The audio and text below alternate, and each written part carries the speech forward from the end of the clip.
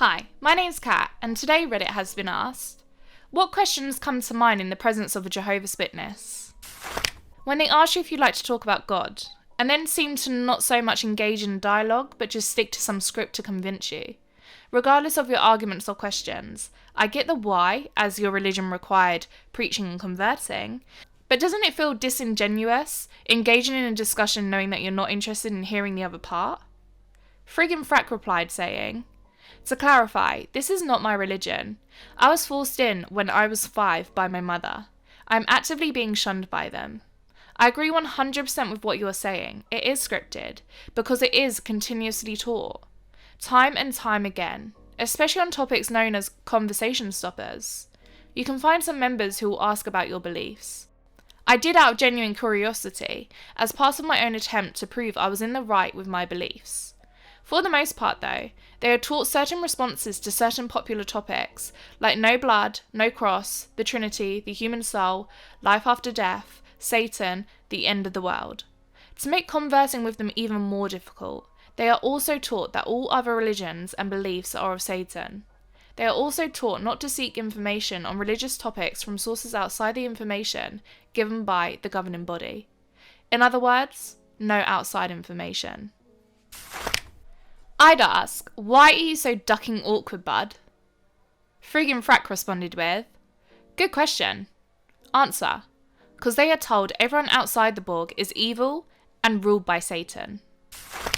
Why do you think it's okay to knock on people's doors or send them unwanted letters trying to convert them? And would you be okay with other people of other religions doing the same to you?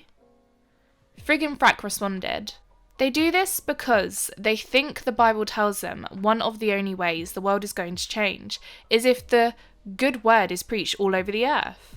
They're doing it to spur their own version of the Ragnarok. And no, they don't like it themselves, lol. Are you mentally incapacitated? Mr. Geekman responded saying, some are, but for most, it's an emotional thing. They target emotion instead of reason. They use fear-mongering. They use the new system as the carrot and loss of privileges, and disfellowshipping as the stick. They are taught to not question their beliefs, and especially not to talk about their doubts within the organisation. They're also taught that leaving the organisation means dying at Armageddon, so they'll do whatever it takes to stay in, even if it means staying in whilst having serious doubts. Friggin' Frack then replied saying, thank you for your comment, very well spoken. Like you mentioned, if you break any one of their rules, you could be kicked out. It seems it can happen even if you're repentant of your sin. Shunned, seen as dead to everyone who is a member, until you come back. This means family, friends, and in some cases, significant others. A large majority of the members now have generations of their families in the organisation. Their entire living family. Add the rule that they are not allowed to have friends outside the religion, just feeds more into their fear-mongering techniques. The idea of losing literally everything is a powerful way to keep a large number of people in check and obedient. The mental health ramifications of being stuck inside this organisation are heavy. Guilt, worry, shame, self-doubt, anxiety, fear, confusion, loneliness. These are all emotions I felt on a nearly daily basis when I was a member. My story is only one of many. Some don't end with a survivor either. It's incredibly sad. Why is the capacity of heaven capped at 144,000? And why would I want to be a late corner to an organisation that believes that? Also, why all the molestation cover-ups? It seems really typical, the more outwardly faithful people profess to be. The more they are doing it to get away with hurting little children. I think there's room to consider that Jehovah's Witnesses need to be held accountable on earth. Until they do that and stop aiding those who hurt children, I think you're all going to hell. Friggin' Frack replied saying, thanks for this. The 144,000 is a number listed in the Revelation. That number has not been filled yet. So being a late corner still affords you the opportunity to be one of them. Since humans are imperfect, even if you are anointed as one of the 144,000, you can lose this title if you do something bad in the eyes of the Borg. The rest of the survivors who will live on the earth as perfect humans, No death, aging, or sickness. Paradise Earth. I agree the organisation has to be held accountable for the hiding of child abuse. Child abuse has reared its ugly head in a lot of mainstream religions. This is because closed groups hide abusers. Having such a large number of people being shut off from the majority of the population is like having a high-rise building with thousands of lockable rooms. Easy to hide in that building, right? With the organisation, it's hard to bring the abusers to justice because they require 2 people to witness the abuse in order to take action. How often does this happen? Never. It's gross, and the 2-witness rule needs to be abolished. Why did they refuse blood transfusions? Friggin' Frack responded saying, the Jehovah's Witness governing body introduced the blood ban in 1945. Based on about 5 scriptures in their manipulated Bible, Gen 94, LV 17.11, and 17.14, Acts 15.20, Col 1.20, you can find their version of the Bible on their website. But most of them speak from only refraining from eating blood. I'm not sure that if people in Jesus' time would have known about the blood transfusions. Don't quote me on that. I just googled it, and blood transfusions weren't a thing before 1795. Somewhere along the line, the witnesses adopted the use of blood in medical procedures as part of these no-eat blood scriptures.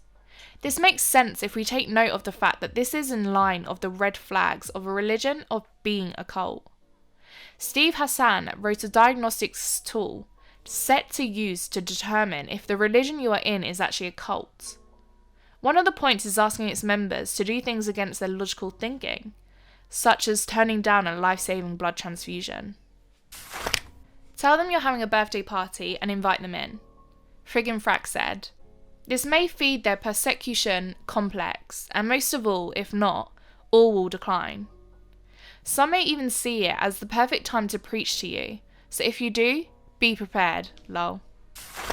I'd ask how much of the bicycling contributes to their health, and how they are able to not get too hot in those suits they wear while bicycling door to door. It's like wearing a fur suit in Texas. Even if you aren't a furry, you've got to give some respect to the dedication when they are sweating really bad.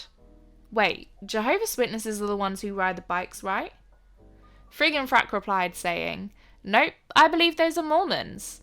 Witnesses will use a car, and usually pull up at one end of the street and walk door to door until they reach the end or get too far from the car.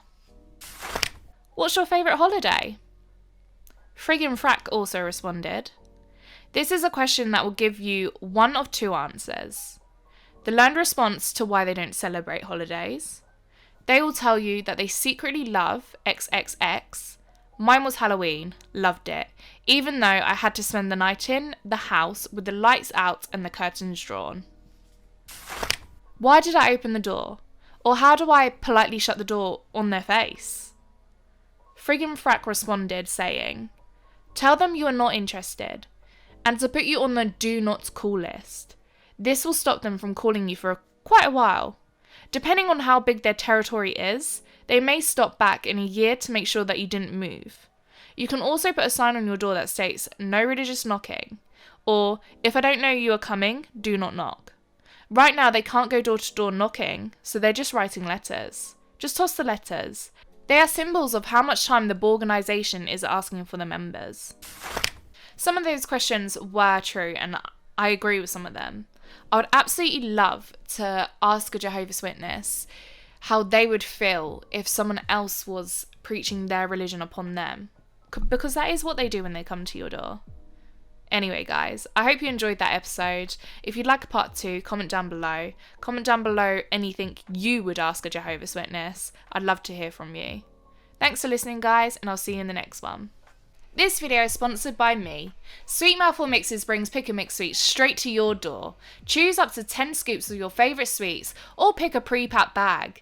Sweet Mouthful Mixes has a 5-star hygiene rating, and full PPE is worn whilst making the bags. With over 50 sweets to choose from, you're guaranteed to find something you like. Treat yourself. You've earned it. Get 20% off with code REDDIT.